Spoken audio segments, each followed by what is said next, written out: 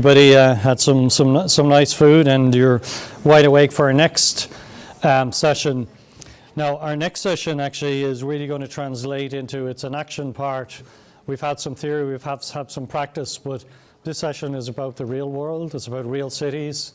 It's about real companies, and it's about looking towards the future. We really have a fantastic panel. We're going to start with Mark Kleinman, who's going to give us a keynote and talk about what's happening in Smart London. Then we've David Boundy from Intel. Very unfortunately, Ronan Stefan, who's from Alstom, was here earlier in the week but had to leave, so Ronan won't be on the panel today, but that will give us a little bit more time.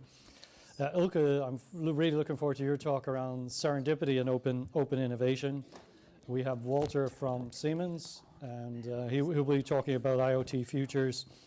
About our future world. Michaela, where's Michaela? Oh no, there's Michaela is a dynamite presenter, and I think you'll be very interested in what she has to say around IoT futures. And we'll also be joined on the panel by Mark. So, without further ado, I'm so pleased to have Mark Kleinman here. Mark works with the GLA. You'll read his bio, but he's both a thought leader and a practice leader. He's a person actually that can have very sort of inspiring, very motivating discussions, and then a week later the stuff is happening. And we're really pleased at Intel to have an outstanding collaboration with Marcus and his team. So without further ado, please give a very warm Dublin and European welcome to Mark Kleinman.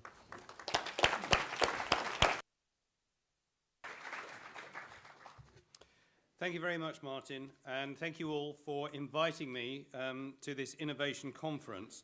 If you've had a look at my biography, you'll know that I used to teach at the London School of Economics, and I was a professor at the University of Bristol. I was introduced once as a recovering academic, which I think is a reasonable description. When I was an academic, I was invited to lots of innovation conferences. And since becoming a full-time public servant, the rate of invitation seems to have dropped off. And I don't know whether that's coincidence or if it maybe says something about the perception of the role of government in fostering innovation. It may be an apocryphal story, but it is a great story nonetheless. Allegedly, in his first term in the White House, Ronald Reagan, one of the offices of Ronald Reagan's staff, had on the wall, "Don't just do something, stand there." And I think that kind of principle was very much in the mind of both Mayor Boris Johnson and Deputy Mayor Kit Malthouse when we began to look both at the tech city phenomenon in London and the smart city wider movement more generally. In other words, if we're not very careful, by getting involved in the wrong way, government can actually hinder rather than help. And I think that's always been a guiding principle for us. So what I'd like to do this afternoon is just take you very quickly through what we term Smart London and our programme. So the first question is, why do we need a Smart London? And the short answer to that is it's a key priority for the mayor and for the deputy mayor and their team, because London is growing so fast. Currently, the population is increasing by about 100,000 people every year. About half of that is more people coming into the city than moving out, and the other half is from natural increase in the population. We have a relatively young population, and so we have natural growth as well as net migration driving this increase.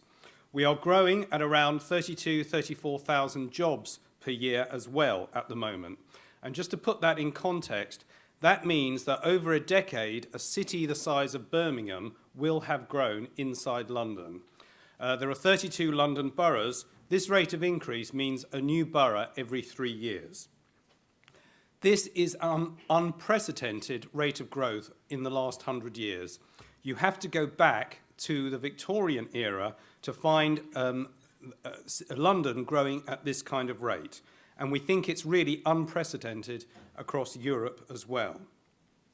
What this means is that we have to manage this growth in a smart way, because we both want to maintain that rate of population and economic increase, But we know that one of the reasons why people come to stay in London and choose to start or grow a business there is to do with the quality of life the city can offer. If we don't grow in a smarter way, we will not be able to bring those two together. We believe that London can lead the way because of the existing set of assets we have in this area. London is already, we would argue, the digital capital of Europe. There are around 35,000 technology firms in London. There's a density of technology businesses of almost 50 per kilometre squared. We have more top-ranking universities than anywhere else in the world. The GLA's data store, which is our open data initiative by which we make as much as possible of the data from across the GLA group available to the public, and in particular to those developing apps, receives about 30,000 visits a month, and we would like to see that go up. Next week is London Technology Week. This is the first time we've had a Technology Week in London, and the Mayor's aim is for London Tech Week to become as well known as London Fashion Week and the London Film Festival. There will be more than 200 events, and we're expecting around 30,000 people to be participating. Now, it's very important that, although this is a new agenda for us, we see this as making best use of some very deep assets that London possesses. So in the slide you're seeing there, the bottom left corner is the Google campus in Bonhill Street in the centre of Shoreditch. In the top right-hand corner, you have one of the early coffee houses from the early 18th century, ironically in a street just a few hundred metres away from where Google campus is now. I think it's obvious, even from these two photographs, that the same things are going on. And Richard earlier today talked about the importance of the coffee house as a hub of innovation. Just as in the 18th century, it's where people meet, where they exchange ideas, where you get a job or do a deal, where you also, let's be honest, plot, gossip, lie, argue, invent, and dream.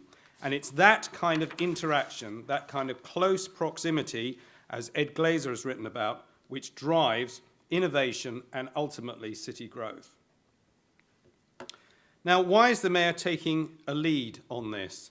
And I think this is part of a much broader development through which both firms and individuals are looking much more at the city level for the solution to some of the difficulties they face. Much more attention is now being focused at the city level of leadership for a variety of reasons. One reason is a perception, whether it's accurate or not, of gridlock and legitimacy issues at national level.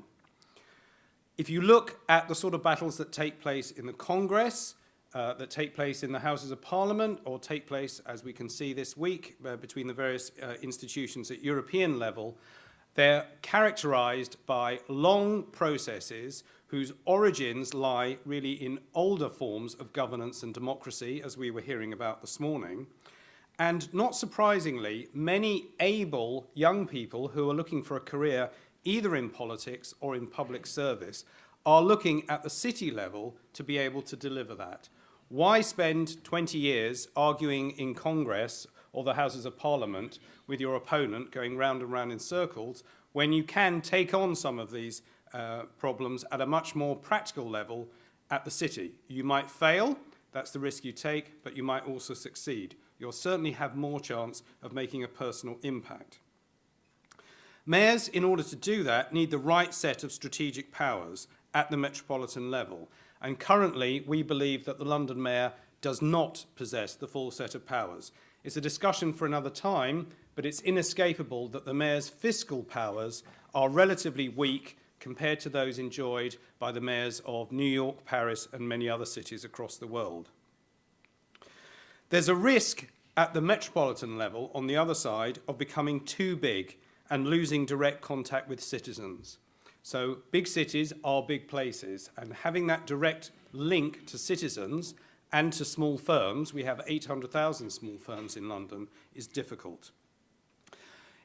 then becomes very important, and again, some of the speakers touched on this morning, particularly my good colleagues Peter and others from Dublin, about the network of cities and direct learning.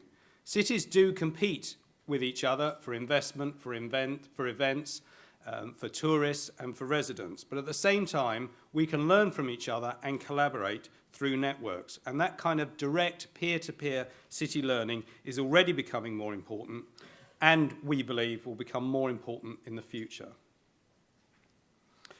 So we spent a lot of time thinking about what Smart London was about. We also spent a lot of time, to be frank, trying to avoid the smart word, and I'll talk about that in a moment because it has some negative as well as positive connotations.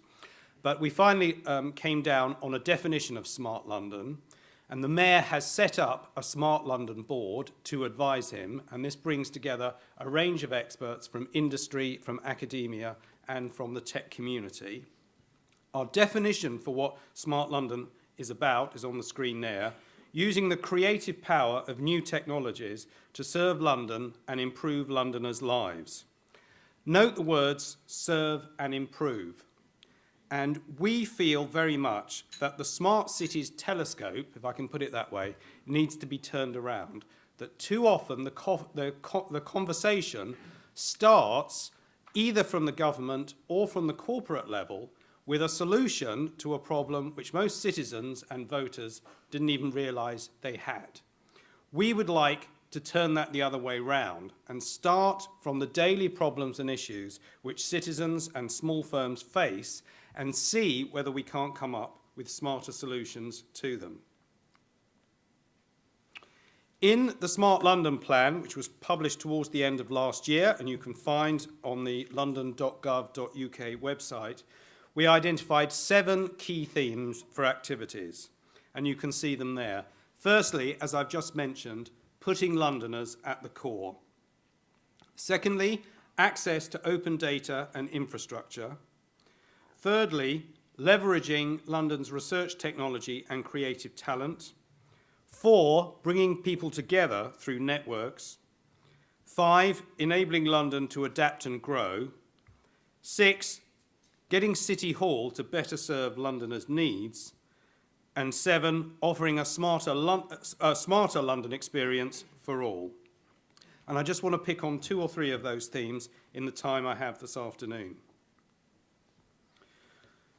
So I'll start with Londoners at the core because we see this as being absolutely central to it. And we think this is new. This is about getting into a dialogue with citizens on the one hand and with providers, companies large and small on the other, and thinking it through. As I mentioned, we were very aware when embarking on this journey that the term smart cities as a concept has strong negative as well as positive implications. It is often associated in the minds both of public servants and of politicians of somebody trying to sell them a solution, often a proprietary solution, whereas we are normally looking for something that's more open. Now, many people here will probably have read Anthony Townsend's book, Smart Cities, and one of his arguments there is essentially that the whole smart cities concept started in effect as a reaction to the credit crunch, and as corporates were unable to sell to their traditional clients because of the lack of availability of finance, they developed new products which would be more directed towards the public sector, hence the marketing operation. Now, one doesn't have to go along with the whole of that theory to see there is at least something in that. And I think if we're going to progress that, we have to change the nature and dynamics of that conversation. And we want to do that by talking with business, both large corporates, both UK firms and firms across the world, and our own growing SME community. On open data and infrastructure, we think in London we have been one of the pioneers with other cities around the world in releasing data as far as possible to the public. So through the London Data Store, which you can access directly through the london.gov website, and through our London City Dashboard, which gives real-time information on a range of indicators of everything from air quality to the unemployment rate in London. We think we have been, up till now, in that group of cities which are committed to opening up our data. At the same time, we are very aware of the fact that many other places are in the same place as us, many other cities are in the same place as us, or have even gone further.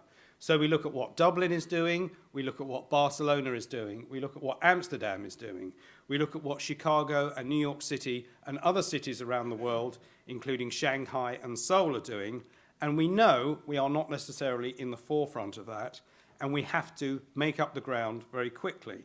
So we are in process of thinking about what a data store 2.0 might look like in terms of not just releasing data and not just having the kind of conversations and relationships which we already do with our applications and developer community, but thinking about how the use of data can intelligently drive the better delivery of public services. Another one to highlight really is how we use London's world-class research technology and creative talent.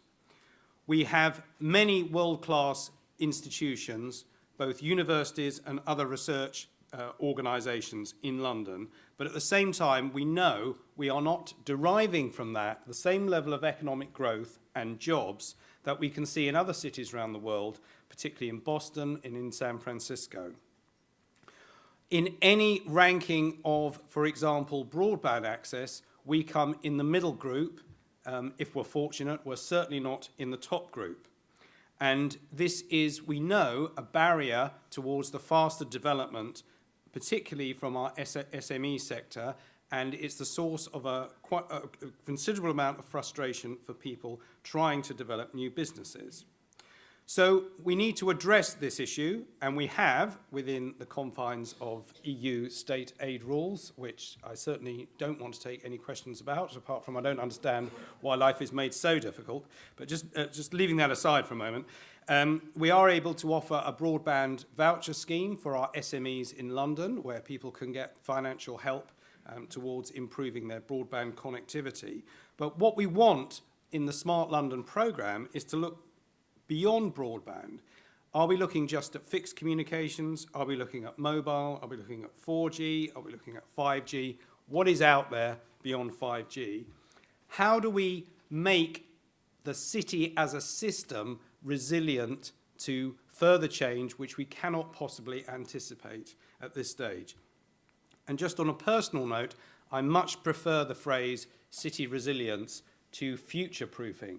I hate future-proofing. Who wants to be proof against the future? That means you want to resist it. We need to embrace the future. We need to run out and see what's coming. But we need to be able to do this in a way which means that our existing systems are resilient to whatever change that brings. Finally, the last one that I will headline, how do we get City Hall, and by that we really mean the whole of the GLA group, including Transport for London, the police service, the fire service, and indeed working with the boroughs, the whole panoply of urban public services. How do we get city government in general to better serve Londoners' needs? We have a growing and successful tech community in London, not just in Tech City in East London, but indeed across London as a whole.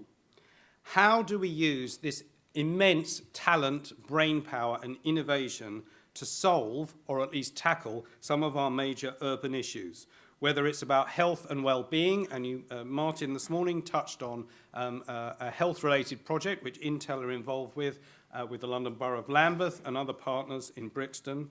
How do we deal with the next round of intelligent mobility?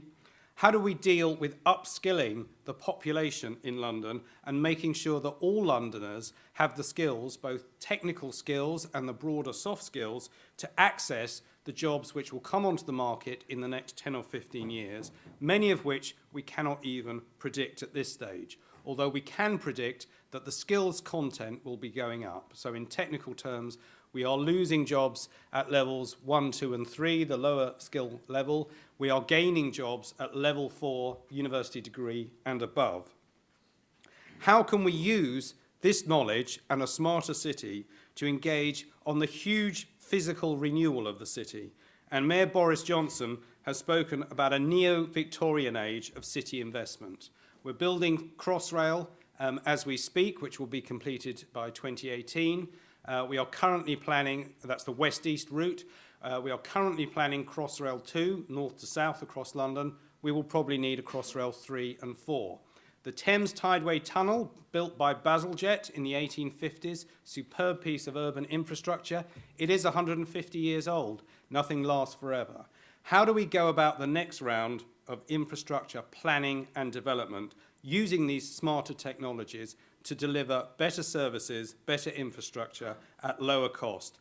Changes that will make a real difference to London businesses and London citizens. Thank you very much.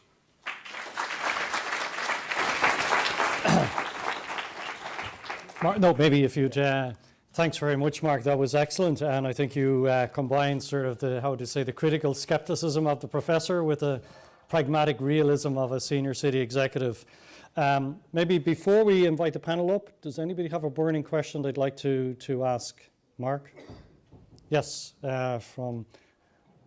Now, friendly fire, please, Peter. Always friendly fire. No mic, but my voice will carry anyway. Firstly, I think it's an excellent presentation, and we share many of the same issues. And in fact, we're very grateful to one of your great institutions up here, College London, for hosting a very useful event that Martin was involved in there as well when the Lord Mayor was over during the presidential visit. Yeah. And I should also say we're very lucky to have your Deputy Mayor here in town on the 19th next for a conference, and he's also meeting our Lord Mayor. The couple of comments. The first thing is I totally concur with the idea of let's get away from this word smart. We deliberately chose digital as a way of doing that because smart implies someone out there is dumb, and I doubt if any of us is dumb. So the word smart seems to be one that we certainly need to look at. In Amsterdam recently, a number of cities were talking about trying to redefine the words that are used. It used to be intelligent, knowledge, smart. We like digital simply because it expresses the technology aspect of it. The other thing that concerns me, which you reflected, is turning that telescope around. And in particular, finding a way in which we can allow citizens to set the agenda and escape the, I say this, probably will lose my head as a result, but the tyranny of this election cycle where people only get a say once every 5 years. You know, as the previous panel speakers said, we're in a different era with technology. And we're very anxious to look at communication platforms where citizens can put forward their own issues, crowdsource those issues, create movement around them. And I'm particularly excited about the sensor network idea because I think it's more than sensors. We can actually use that as a vehicle to drive engagement with citizens and create those crowdsourcing citizen engagement platforms. Because if we don't do that, people don't take ownership of the decisions that affect them. They don't identify, firstly, what they want to be affected by, and they don't take ownership of the decisions. And our recent elections here, people trot out the idea that it was a communication deficit. But in reality, it was also because people didn't feel involved in the necessary decisions that were made to turn the economy around. And as a result, they're reacting against it. So I think we really need to look at that turning of the telescope. And I've gone on far too long, and I'm grateful, Martin, you haven't cut my head off. Thanks. Great, not yet. I know, Mark, if you want to respond or... Take 2 or 3. Okay. One other question before we move to the panel. Anybody? Here. Oh, great. Sorry, yes. Thank you very much. I have a question regarding releasing open data. Do you think it's helping in creating a co-creation phenomena between the government and citizen? Okay, I'll take those two together then, because I think they do go together in some ways. I think on Peter's points, I think there are different ways of engaging with citizens, and there's certainly an issue about low election turnout, saliency, how do these things matter? At the same time, as we know, this technology enables people to actually talk to each other and communicate very effectively, and it's very much politicians and government which are falling behind. And this morning, I know 1 or 2 speakers touched on, for example, Obama's campaign, which showed what can be done. So one thing is about connecting with citizens. I think there's another point, though, which is about privacy, really, which is I think most of us in this room think data release and use of data and producing new applications and new ways of using that data is an unalloyed good thing.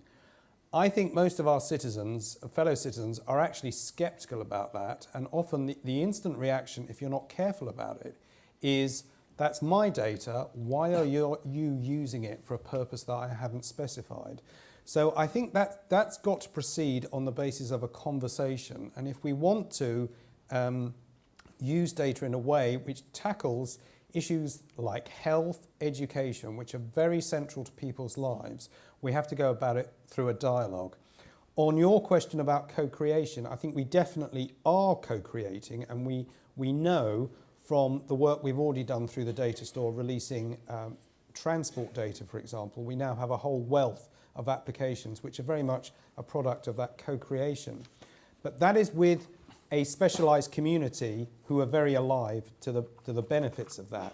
I think the next question is, how do we broaden out that circle to bring in a much wider group of citizens into that process of co-creation? Thank you. Great, and actually just to complement that, I have the privilege of serving on the Smart London board, and actually the vision statement that Mark showed actually was open sourced. The Open Data Institute actually ran a competition, and what Mark presented actually is almost it's almost word for word what came back from actually very engaged citizens, and I think it was a great example of open innovation at work. Okay, so our panel is on the Internet of Everything and smart cities, and we have a fantastic panel. So if we could invite the panel to join. We have David Boundy, he's a research director, he's co-director of the Intel SAP CoLab, which again is a co-innovation activity based in Belfast. Ilko Kago, who is the founder and partner of an SME, an ambitious SME, in innovation consultancy. On the other end of the scale, we're delighted to have Dr. Walter Riegel, who's Vice President of External Affairs and Collaboration for Siemens Corporate Technology Group. Fantastic, he is fantastically qualified to serve on our panel. Michaela Magas, who is a founder and the principal at Stromalite, a very, very innovative innovation consultancy, and I serve with Michaela on the European CAF Forum that Neely Cruz, and I have to say, Michaela, I think you're the most outspoken and listened to person. When Michaela talks, everybody puts down their laptops and listens. And of course, we're joined by Mark Kleinman, who's the Director of Economic and Business Policy at the Greater London Authority. To get us warmed up, we're going to run a short video for about 1.5 minutes. It is a very good example of open innovation at work through a collaboration that we started with Dublin City in terms of creating air quality monitoring network. We were introduced to the City of San Jose via Peter Finnegan and the Lord Mayor. And we're delighted yesterday that one of our team were at the White House yesterday, where the project we're just about to show was highlighted as one of the top 5 lighthouse projects of Smart America. So if we could just run that video, and then we'll get cracking with the panel.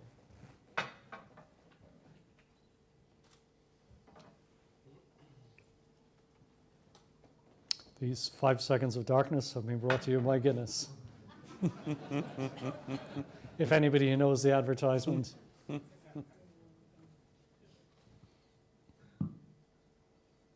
Well, maybe David will actually get you to kick off, and then we'll show the video. Sure. So, hi everyone. As Martin mentioned, I look after our joint research lab with SAP. Also, I look after our energy research and heavily involved in the city space. I suppose really, down against me is intelligent cities. So what really is an intelligent city? Maybe to start off there, if we look at it at the center of it, and I think it's been reflected on by Mark, by Peter, by many people today, the citizen has to be at the center of what an intelligent city is. And a lot of the research that we do within Intel Labs is focused around the citizen and how we can enable the citizen, how we can understand the citizen, and how we can ensure that services that are delivered into the future are focused around the citizen. Also central to an intelligent city is connectivity. Mark mentioned broadband as a key capability, be it broadband in terms of fixed line or wireless. It is an essential part of the future city. In fact, if we look at connectivity, we look at devices that are connected. It's only a short while ago that we crossed the 1 billion devices connected. It was back in, I think, around 2007 when the iPhone was introduced, only that recently, and how pervasive connectivity has become from a people perspective. Historically, in the internet, data has originated from people. It's been created by people, be it through typed or photographic. In the future, and where we're moving to now, is a situation where the majority of the data in the internet is going to actually originate from things. And I think the panel, other members on the panel will talk to the Internet of Things as well. But what does that mean from a city standpoint? It means really that everything is ultimately going to be connected. There will be data coming from many different places, many different sources. This in itself will present lots of opportunities, but also lots of challenges. Not just from the privacy concerns, which are a significant concern that Mark rightly alluded to a minute ago, but also if we look at it from the likes of just even bare security. If all these devices are connected to the internet, they're connected to the grid simultaneously. What are the potential implications?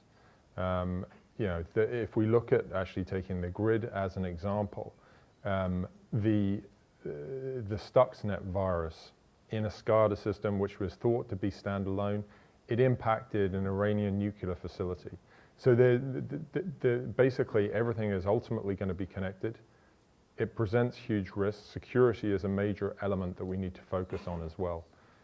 Within Intel Labs, we're doing a lot of work in relation to, as I said, engaging with the citizen. In Dublin, which has been the center of a lot of our work, and also in London, in Dublin, first of all, we've been doing a lot of work in relation to City Watch and how we can do participatory sensing, get consumers, get citizens to actually provide data into the Intelligent City. In London, we established the Intelligent Cities Research Institute with Imperial College London and with University College London, and we're focused there on a whole plethora of projects in this space. In the energy domain here, we're also doing a lot of research where we've worked with a number of local partners in the academic space, in government and regulatory, and also from the grid perspective, and also from some SMEs. I think there is actually one here from M2C. I saw Gary earlier as an example where we're actually incorporating controllable loads such as electric vehicles, or in the case of we're working with Glen Dimplex, an Irish company, on controlling large loads such as storage heaters and water heaters, to the benefit of both the citizens, the consumers who have them in their home, but also to the grid, and also to the generators to ensure that renewable energies can come onto the grid in a maximum way. So I suppose in summary, just the intelligent city needs to focus on the citizen. It's about connectivity. Privacy is at the heart of it, as is security. Great, Dave. And I think that last example in terms of, in terms of the controllable loads, it's a really good example of shared value at work, value for the consumer, value for the TSO, the DSO, and so on. I'll just check, Mick, can we run that video now, please?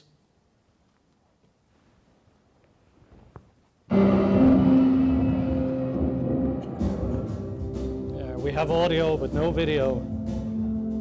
As urban populations around the world continue to rise, demands on city infrastructures, services, and the environment are increasing at an alarming rate. Fast-growing, future-focused cities like San Jose, California, are leading the way in harnessing the power of the Internet of Things and smart technologies to help them manage their sustainability challenges while creating new clean economy jobs and improving livability for their citizens.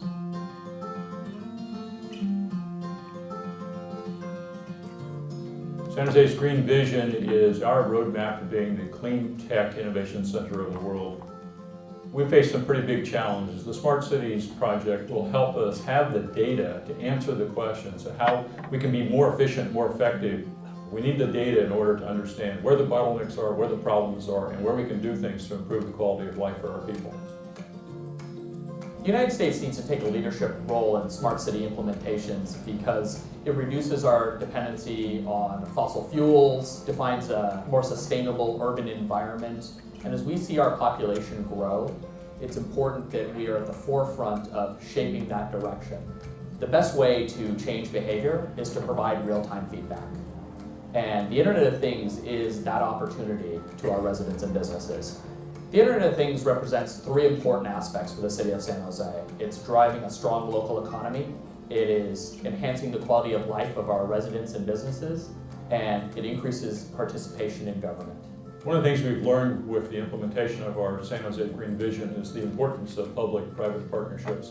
Our partnership with Intel will help us generate the data we need to make good decisions to be more effective, more efficient with the resources we have. Following an implementation strategy designed to minimize burdens on city resources, San Jose has successfully deployed a new sensor network for monitoring regional air quality.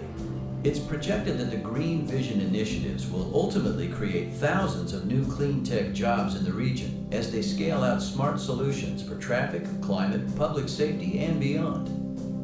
We need to be smarter, we need to be more effective, we need to be more efficient. Smart Cities USA project will help us do that. Great. I think it's just as an example of agility. We've had San Jose here a couple of times, but we met with San Jose for the first time face to face about 10 weeks ago in San Jose, and 10 weeks later the network is installed. I want to give one small example. I know we're going to hear about Tech Shop later on, but 3D printing. So it's not just the small guys that are using 3D printing. I don't know if you look closely enough, the box that we deployed in San Jose, it was kind of a grey box or industrial grade, looked like an old PC. But the latest design, this is something one of our industrial designers, Gabe Malarkey, actually started on about a week and a half ago, and has been 3D printed and is actually a much smarter design than what we've actually deployed in San Jose. So we're actually beginning deployment in a couple of weeks in London with this new design. I think it's an example of using some of these techniques that we think it was just the little guys are using it, but also big corporates like Intel are really sort of benefiting from the new industrial design tools and the opportunity to use 3D printing. And it's allowing us the capability to very quickly iterate from a functionality standpoint and from an aesthetic standpoint to find something that will work for our partners and cities. So now for something completely different. Actually, sort of Ilkko Kaka as a great topic, which something actually I've always wondered about, been curious about, and when we came across your work, I said, oh, finally, actually, there is some science here. So to talk about serendipity and open innovation, I'll hand you to Ilkka. Thanks, Martin. Thanks for the organizers inviting me and giving the opportunity to share some of my thoughts. This reminds me from last night's beautiful dinner we had. And I was explaining Peter the definition of serendipity, that the original definition, and which I'm very much for of, is that serendipity... something odd and unexpected happened. Watch out! So, serendipity is kind of quality of mind, which through awareness, sagacity, and good fortune allows one to frequently find better things than what he was looking originally for. And this is on individual level. And it can be also on community level and on business level. And when I was explaining this to Peter, then we sat down on the dinner table, and I found in front of myself this kind of nice card which you have produced about Dublin. And on back of this card there is a sentence by Tom McDonagh saying that Dublin is a state of mind as much as a city. So talking about serendipity, I think we are just now in a right city in Dublin. So, and my work, I have been working around this serendipity issue for more than 10 years.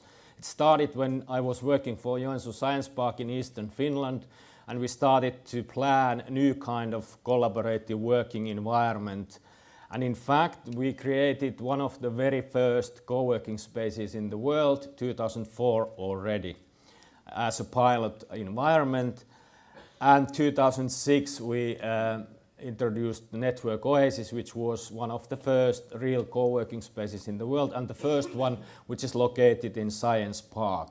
So during this process and conceptual planning, we came up with this notion serendipity, and nobody 2003, 2004 didn't know what it means. And as soon as I heard this notion and this definition, which was around that what I was telling you, it kind of sparked my mind that this is something I have to really passionately start looking for. And I've done it now 10 years. And during that journey, it has become more and more and more exciting. And now I have seen more and more evidence that also other communities, businesses are really excited about the probabilities to harness serendipity in their actions and activities. I don't bother you with all these old good examples about serendipity like Archimedes, penicillin, founding of penicillin, or these kind of things, which are post-it labs, which are I would say, the genre of serendipity from past. I'm very eager to look and find new examples and case examples about serendipity and how it happens and how it will benefit on individual level, on community level, and on business level. So this is what I'm doing at the moment, and I can just share some of the latest findings, which are really interesting. Just 1 month ago, there was an article called The Deliberate Amateur. Deliberate Amateur, you can Google it. It was explaining how one of the Nobel Prize winners in physics 2010, Andre Geim, G-E-I-M, invented graphene. You know, graphene is this kind of new material which has got a lot of usages soon. But it was because he is kind of scientist. He has done funny experiments for quite a while, and he has even dedicated 10% of his time for this kind of funny experiments in his laboratory. So he calls it Friday night experiments. He has got gravitating frogs and anything. So if you look this kind of article, you can read more about it. But while doing this, they also, by accident, invented graphene, because his research assistant was Chinese, and he was basically Soviet-based, but very well in English.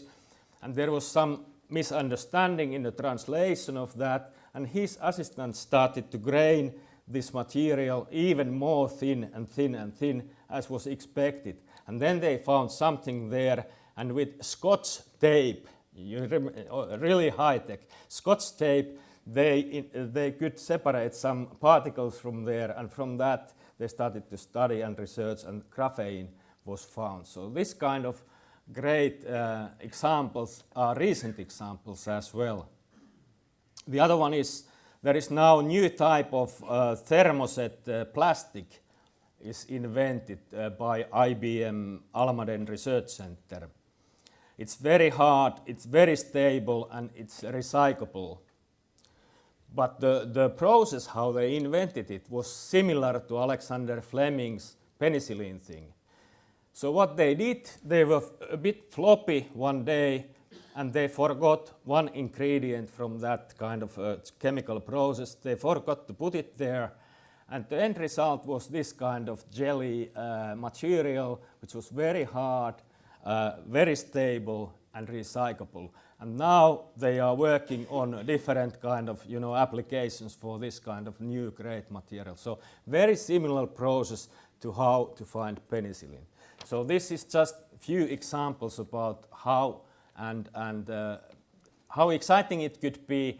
And then my work shortly is that I have been trying to find ways and research things that how to be able to support this kind of harnessing serendipity events and so on and so forth.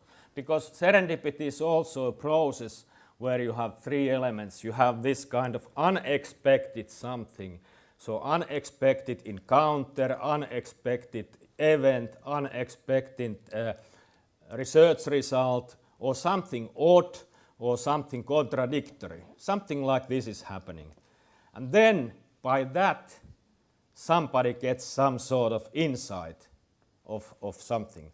And by that insight, then there will be like following value creation. So these three elements are really important. So no, I think that's excellent, Ilkka. I don't know if you the idea of chance favoring the prepared mind is a definition of serendipity, but I think it'd be really interesting as we have this discussion to think about serendipity in cities and communities and advancing. I did want to tell one story of an unexpected event at a conference. The Software Engineering Institute ran their annual conference in Dublin about 2 years ago, and there was a presenter talking about unexpected events. And in the middle of his talk, this drone started to fly across the heads of the audience. And of course, it was all staged, but it was very interesting to see the audience react to a drone flying over their heads. It was a brilliant piece of stage management. So now we're going to go from the small to the very big. Siemens is actually one of the largest companies, more than 300,000 employees, one of the leaders actually for more than a century in terms of global infrastructure, huge player in smart cities. Fantastic and delighted we have exactly the right person from Siemens here to talk to us, the head of external cooperation, Dr. Walter Riegel. Yeah, I wonder, I brought a few slides. You sure if we could project the slides, and if you wanted to stand at the podium, just if that was to explain helpful. to you a little bit our thinking. All right, so can I have the first slide, please? So just about me, yeah, my name is Walter Weigel. Good afternoon to all of you. And I'm in fact coming from communication research. I headed long time the mobile communication research department in Siemens. And I used to be a few years ago also the head of ETSI, the European Standardization Organization. Now, I was asked to talk about our future. This is certainly very difficult, so I thought I'd talk about how do we see in Siemens the future, and then coming to smart cities. On the left-hand side, our whole company strategy since many years is built around global megatrends, like globalization, urbanization, demographic change, which, as we know, influence also smart cities. And this is a recent graph used by our CEO, Joe Kaeser, to show that we believe that there are 3 big market developments going on just from today until around 2020. And I start at the bottom, electrification. I will explain this in a minute, a growth of 2 to 3% per year. Automation, I will come back to it, 4 to 6% growth rate, and digitalization about 7 to 9%. As you may know, we are active in 4 pillars. We are doing healthcare systems. We are doing all kind around energy, especially electrical energy. We are doing automation, mainly coming from industry automation, but this is very important for smart cities as well. And we are in fact having infrastructure and city as a business. Can I have the next slide? No, all right, sorry. All right, this is about electrification. A few charts, and sorry, some of them I took from German charts as we headquartered in Germany. But what do we see currently? That the production and consumption of electricity is significantly increasing. This is obviously the power which will serve the world in the future. You see a graph how the mix will change away from fossil energy to the renewables, which are the green ones on top, left graph. Then what is driving? The increase is most significant in developing countries. As you see in the middle graph, this is where the driving forces are coming from. And then on the right-hand side, where is the demand coming from? And this is mainly from the usage of information and communication technology as such. If you think about big data centers, that they go into 40 megawatts of power consumption if they are big. This is an issue meanwhile. And the other one is just because all of us, we are using more and more consumer electronics. Now, from electrification to automation, as said, a company is certainly coming from automation systems. When you go to, for instance, a car manufacturer, BMW, Daimler, or to GlaxoSmithKline, producing chemicals and pharmaceuticals, you will find our semantics. But what we see is that this automation know-how is necessary in many other applications, and one is exactly smart city. So this is why I brought this graph. You need nanogrids, microgrids, the grid automation itself, the stabilization of the grid. You have the decentral generation of power, like we have wind and solar panels on the buildings. The storage, when there is no wind, no sun, what do you do? For instance, batteries, controllable, intelligent transformers, and then the grid coupling. All this needs, in fact, automation technologies, which are coming from other applications.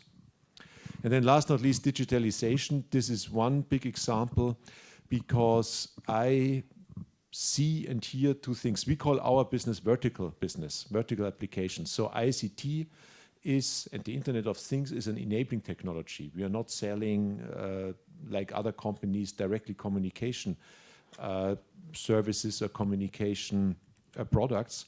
Now, one thing is that for our view, the whole discussion is too much driven coming from a telecommunication sector. And I can tell you for our needs, sensor networks, we are downgrading.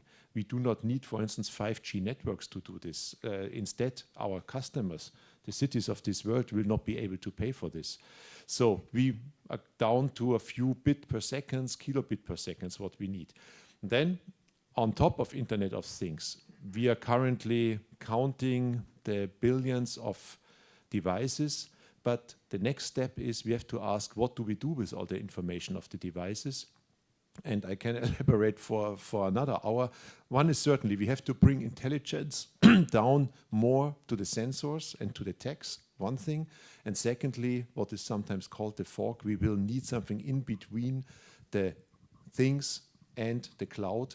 And then, last not least, and this is this example, we call it not big data, we are going into smart data. I heard smart is out of fashion, but why? Because if you look on the top row, what we do is we look on the data, which is coming out of these trillions of communications of things. We do data analytics, and this is big data. Then you know something happened in a city, and you can tell why did it happen. But then you have to apply business intelligence, and this is where smart comes in, because as we have built the infrastructure of the city, we know the causality, for instance. So if there is always a switch on and it's getting hot, maybe it's the other way around. It's maybe the fan which is switching on. This is the idea behind it. And then into business innovation and value creation, what do we mean by this is that we go into predictive assumptions and can tell, for instance, the control of a water supply in a city, there may be a leakage. Very soon you have to do predictive maintenance. Now, we do this currently in several real-world examples. The biggest one is here, it's Vienna. So, in fact, we have started to create a new part of Vienna, which is called, in German, Seestadt, Lake City, Lake Town, Vienna, or Aspern internally. And the idea is, as you can read, to build from scratch 20,000 apartments integrated with 20,000 workplaces. And the aim is to have the most greenest, lowest energy consumption city in the world, or part of a city. And as we can start from scratch, you see our research topics from data analytics. A little bit I gave you a flavor what we are doing into the whole infrastructure which will be supplied by my company. And this is where we want to drive really the future in reality forward, not theoretical. We want to really implement it. I think I stop here. Thank you. Great, Walter. Thank you very much. And I think Siemens not only does great products, but you always do great futures. You know, any interaction I've had with Siemens over 20 years, it's you always have a fantastic view of the future. So Dankeschön. Last but not least, perhaps the best wine to last, Michaela Magas is highly in demand, founder of actually multiple ventures and on quite a few advisory boards. And Michaela, you're going to talk to us about Internet of Things futures. Certainly. Welcome. So as Martin has very kindly introduced me and his built up expectations, so I hope I can deliver to this now. So as he said, I'm Michaela Magas. I run a design and technology innovation lab. And my background is in devising product futures for the likes of Apple, Nike and Nokia. And then since then I have conducted PhD research and directed European projects, and I've taken a more proactive role in devising those futures, both independently and as part of consortia. So I'm here to talk about the Internet of Things, or the future of the Internet of Things, which, you know, in my mind, future is always now, really. I mean, to me, it's already arrived. And we're talking about the Internet of everything. Of course, it's the Internet of everything, but it's also the Internet of everyone. And I think we've heard enough today about, user engagement, about early adopters, about the role of citizens in these systems. So some of us have actually started referring to it as the alternet, as in the internet for all and by all. And it's a nice term that's coined by my colleague Lubna Dajani, who's another lovely person and thinker, writer, very inspiring person. So this alternet really is about agency in the Internet of Things. And of course, when we look at deployment and we want to engage users in early stages of deployment as much as possible, many people have advocated that today, we have a problem with our European projects currently being set up according to TRLs, so technology readiness levels. And as you probably know, TRLs was something that were devised by NASA in the 1980s for the building of rocket ships. Now, of course, most innovations that drive the economy today are not rocket ships. They are wonderful, simple ideas which can be deployed at early stages because they are low risk, low cost. They can get a huge amount of early adopters and engagement, generate a great deal of data that is incredibly useful, and that can attract early investment. And of course, what we want to do in Europe is drive the economy as early as possible. So what we want to encourage is a system that will enable proposals which involve those types of projects that are cheap, easy to deploy, low on risk, so nobody's going to die if you release a creative application, for instance. We want to encourage those because they drive the economy very quickly and very early, and we really need to move this forward. So what our recommendation is that we need to create our own set to match TRLs. Of course, TRLs are important for certain types of applications, such as medical applications, etc., where the risk is higher.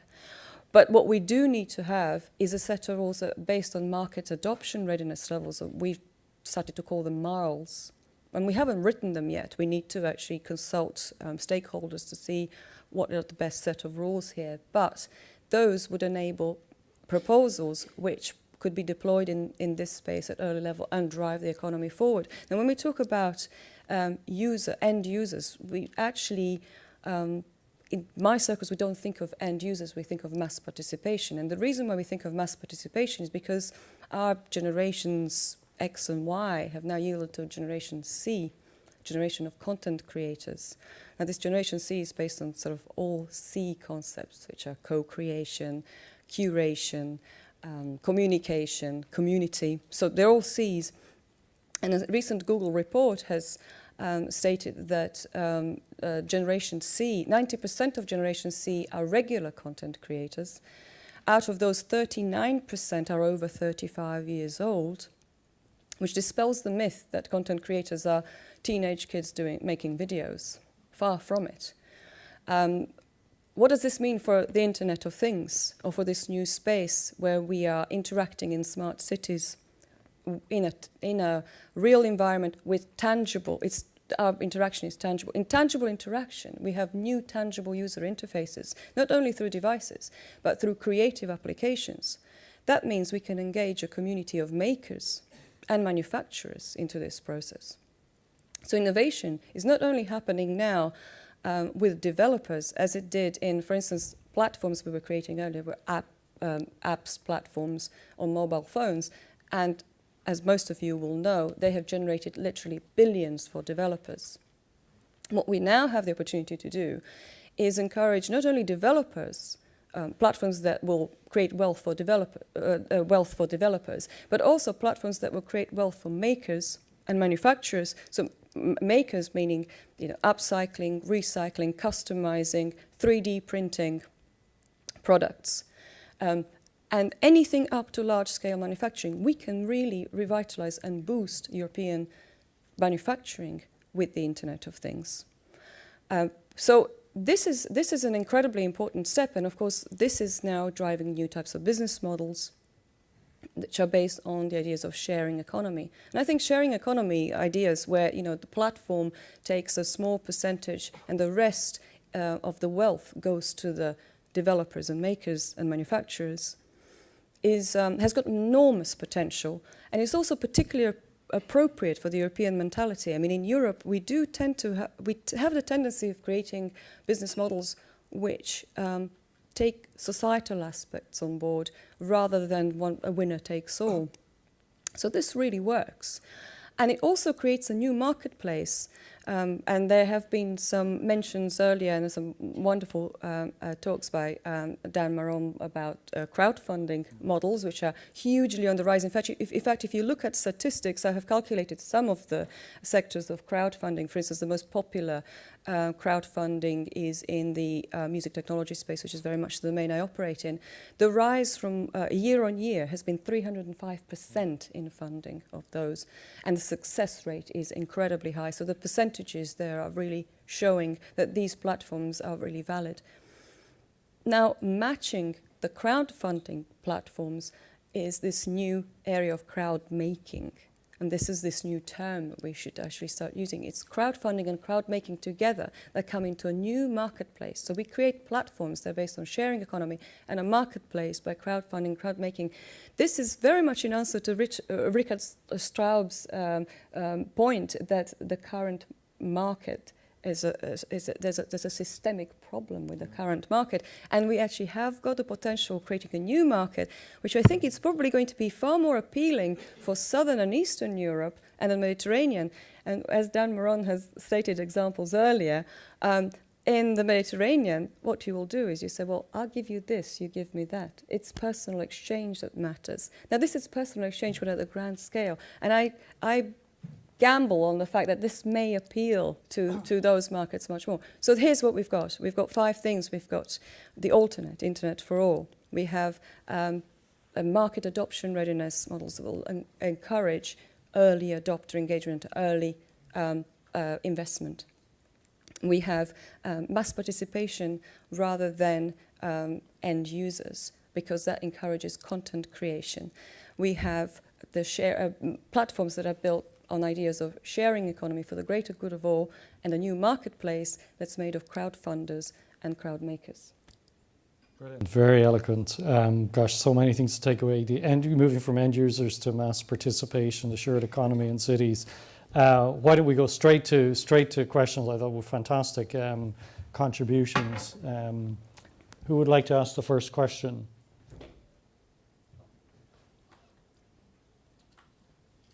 Well, while we're waiting for somebody to think of one question I'm dying to ask is, and it's very sort of commercially minded as well, the Internet of Things or the alternate, actually, it's going to happen. Are cities going to be the crucible of the Internet of Things? Is that where we're going to see the real explosion? I'm cognizant of what you said. The future is now. It's already happening. But what does the panel think? Are cities where the action is going to be? Maybe, Mark, to go to you first.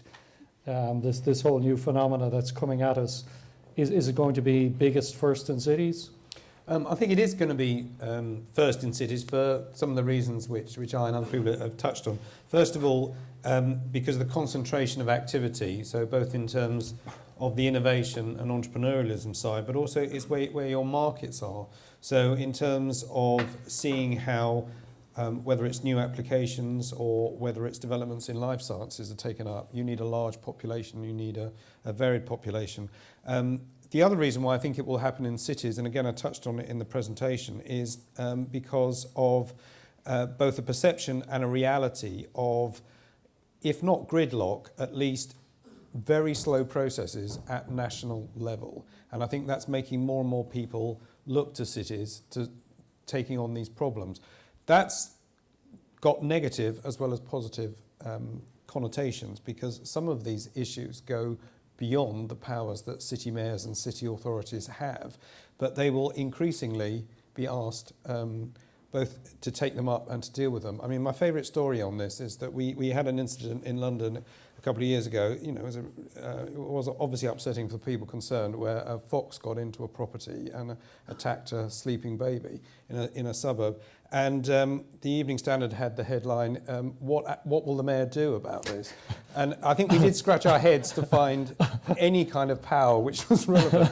But I think that's, the more serious point is that where services are delivered perhaps by national governments or even by private companies, but they go wrong, people will be looking to the mayor and the city authority to be taking the lead in doing something about it. And that means working together across networks in delivering the solutions. Okay, and I know people will talk about actually the 21st century will be the century of cities. Anybody else from the panel want to respond? Just, I suppose, to build on that and also on your point around serendipity, I think the cities are the place where we have the mass, where we have the opportunity for these types of activities to happen. And to Mark's point around the market is there. So I think, yeah, the cities is going to be the place, and the chance of collision and the opportunities that come out of the information flow can generate new and innovative services and products that we haven't foreseen and we didn't actually intend necessarily when we put this infrastructure into place. Okay, great. Walter? Yeah, if you allow me a little bit of different view. I think this is currently really ongoing. You saw our example, but we have to be clear. Usually, if you don't build part of a city from scratch, you have to live with existing infrastructure and structures and complexity. This makes it not so easy to do a rollout of Internet of Things technologies.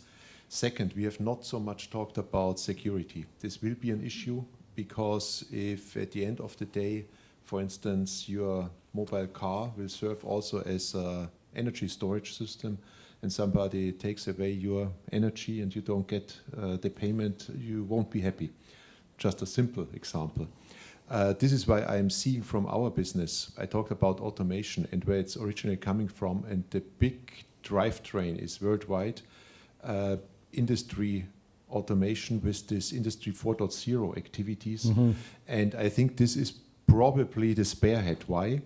And we may learn for the cities from these applications. Why? Because usually in a factory, this is a closed system. So you don't have these huge security issues. You can really, again, start from scratch. It's not as big as a city. And I think this is, for me, currently the application I see where we may then learn for the others. Okay, yeah, and in fact, cities, I think, are, maybe 20, 30 years behind sort of factories in terms of the instrumentation of factories, led the benefits of what we get there. But curiously, I'm sure you know Reinhold Ackertz, he was the CTO, but we had dinner a couple of years ago, and he was telling us about, Dave mentioned Stuxnet and the Siemens Simatic system, which he was aware of, and even though that was a closed environment, it was penetrated. So I still think factories also have those issues. Yeah, you're right, but this is another effect. And by the way, Reinhold Ackertz is now the CTO of Thyssen. So yes. Just changed to one of our customers. No, you are right.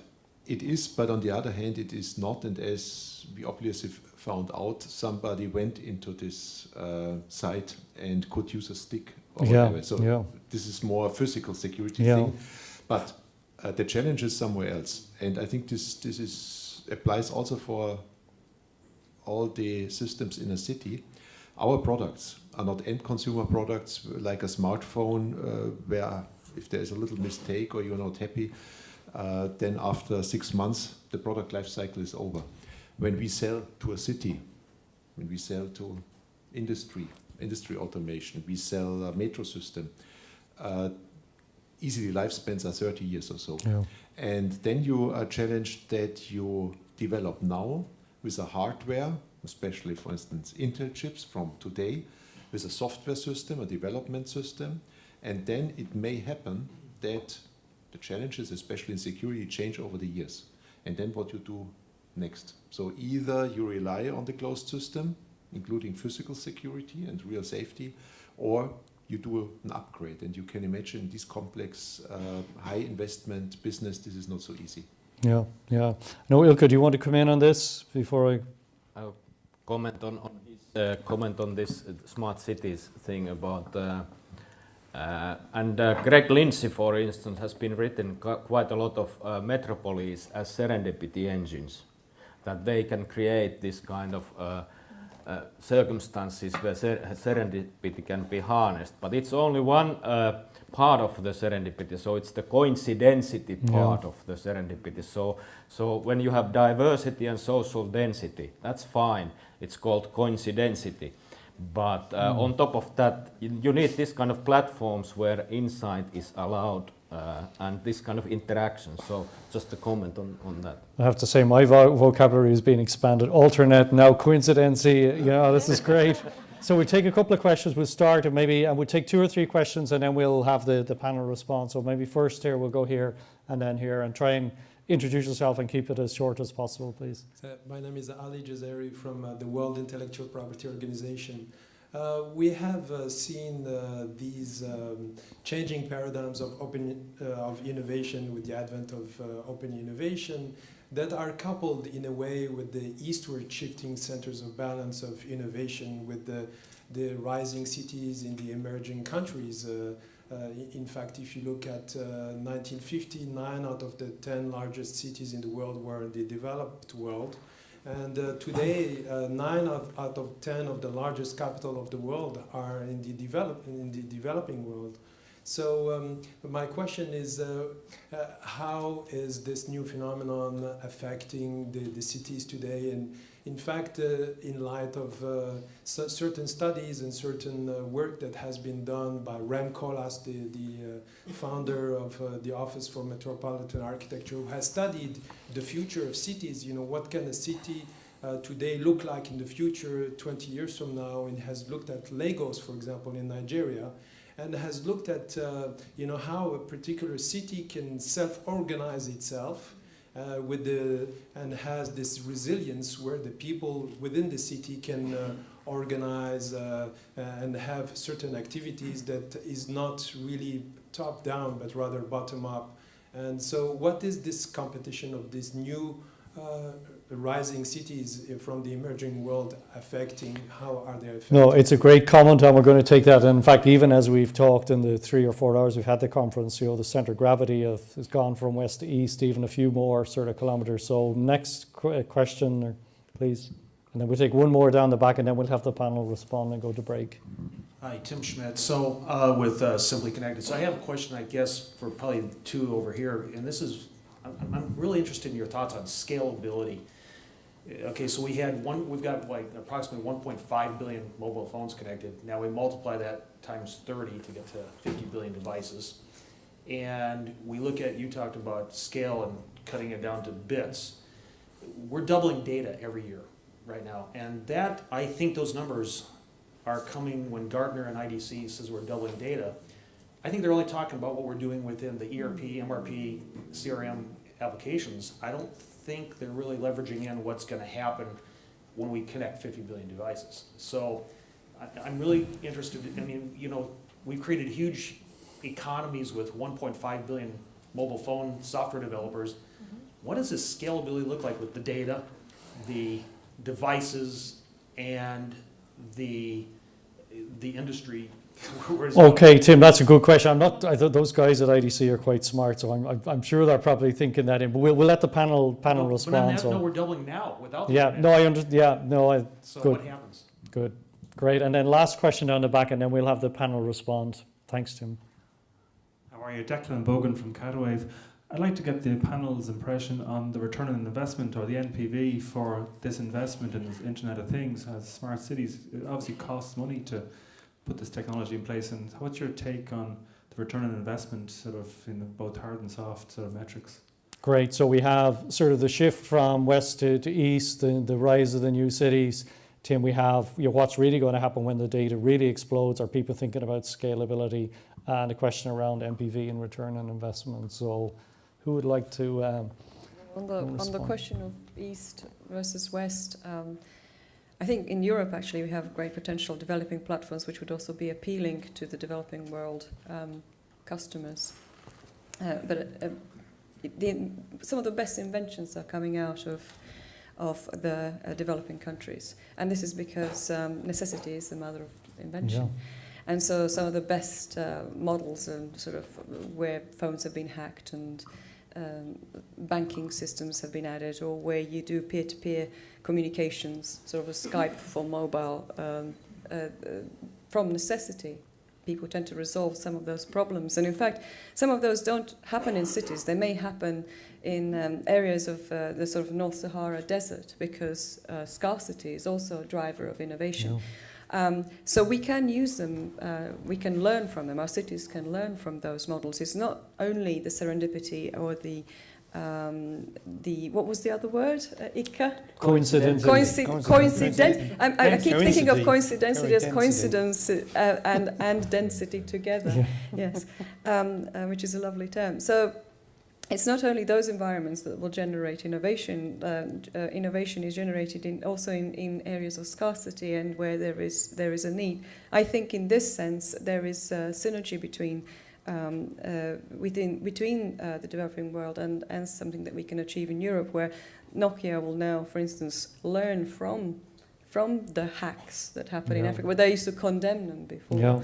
And I think now we can create systems which, or if we create open systems where they are not gatekeeper driven, those systems can enable innovation to emanate out of the developing world, and they will jump on board. Okay, very good, thanks. Anybody else like to respond? We probably in the last couple of minutes. Or just as to take the last comment in relation to MPV, I think, I'm not sure, was it Martin you mentioned earlier, or someone was in their slide deck mentioned about the average journey time or the speed of traffic going to 1.8 kilometres. I think the example was somewhere in London actually. You know, if we look at that, how can we improve that either by getting people to walk and thinning out the traffic, moving people to other modes of traffic, or actually adaptively moving people to traffic?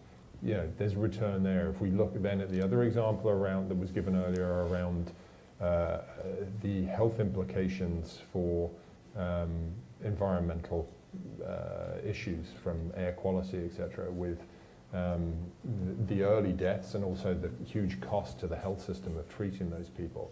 You know, there's two clear places where you can see benefit. If I look at another area where I have a lot of familiarity is in the energy sector, and we look at what's happening there and the drive and the push towards renewables. There's implications for the push towards renewables in terms of their integration with the grid and the challenges that they're bringing, and actually the increased cost of energy. But by connecting all of the devices that are being introduced, plus the consuming devices, we can start to balance that and bring down the actual cost of the introduction of renewables and make it more viable and more competitive and enable a cleaner environment. Mark? Just very quickly on all those three. On the Internet of Things and the question, I mean, that was a very good question. What's the return on investment for this? That's not a question that I've been asked yet by my politicians, I'm very pleased to say, but at some point I and my colleagues will be. And I think it's very difficult to be able to answer that in a sensible way. There's a lot of technologies where we're still essentially at the demonstration phase, so we're very happy to support initiatives, whether it's in Internet of Things or it's fuel cell electric vehicles or whatever. But when you come to big pieces of urban kit, that question is going to be asked, and I think that's why the business case for adoption really has to be very clear. On the data point, I had to look up exabyte this week because I didn't know what an exabyte was. It's a large number, and I understand there are many more numbers beyond 18 zeros behind it, yes. Yep. So my only question is the assumption, this is, you know, this will be another discussion, but is the assumption that the ratio of signal to noise just increases proportionately, or does it radically change? So how much use is this additional big data really going to be? And that's an abstract question at the moment, but it will become a real question. The last thing, I meant to mention this in my talk. I think it was Braw this morning used the slide from Richard Florida. That is my favourite Richard Florida slide about a spiky world. And I think the key point is the world is flat and spiky. So it is a level playing field. Anybody can join the game now, but there's only a small number of places that are genuinely centres of innovation. And that's what makes it both interesting and a really knotty problem from a public policy point of view.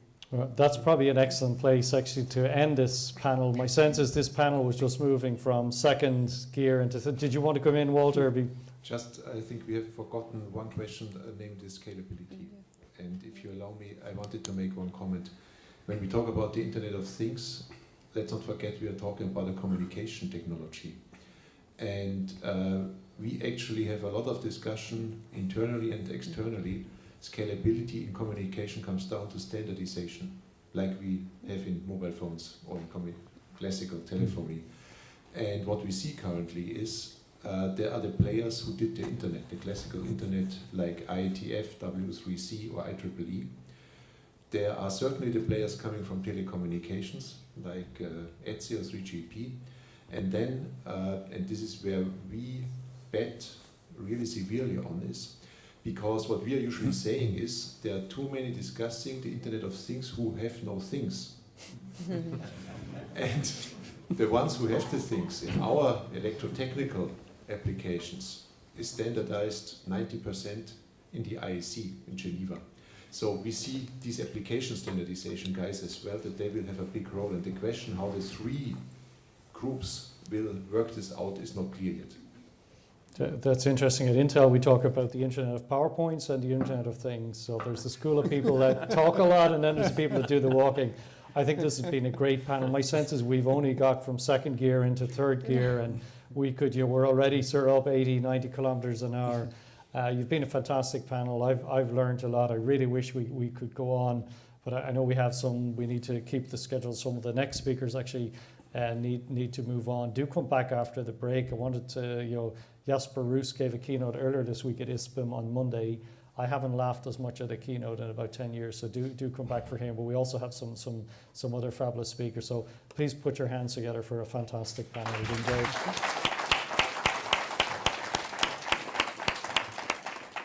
So please be back at 3:30 sharp. Thank you.